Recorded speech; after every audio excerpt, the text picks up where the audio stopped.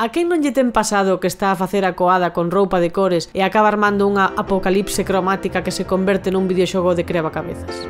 Non? Ninguén? Isto é Xogando en Galego, o lugar onde falamos deses videoxogos que podes atopar en galego.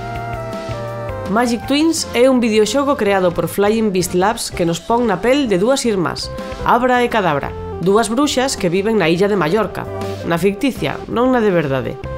Un día, cando andaban a facer un caldo máxico, metéronlle fantasía demais á receita e armaron unha Cormagedón, que en principio parecería que é unha cousa grave, e seguramente o sexa. Pero con este aspecto tan feitiño que ten o xogo, pois deixaste levar e pásalo ben.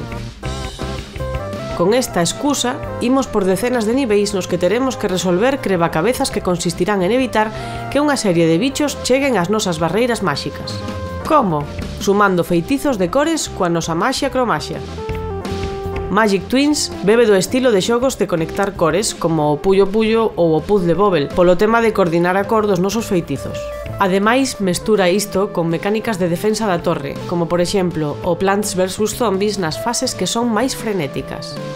O de que as protagonistas se chamen Abra e Cadabra non é só para darnos un nome de dúo artístico ao nivel de Ramón e Cajal, senón que o xogo está pensado para xogar dúas persoas, xa que, como vedes, cada unha das irmáns está situada nun lateral e teremos que coordinar os nosos movementos para chegar a bo porto.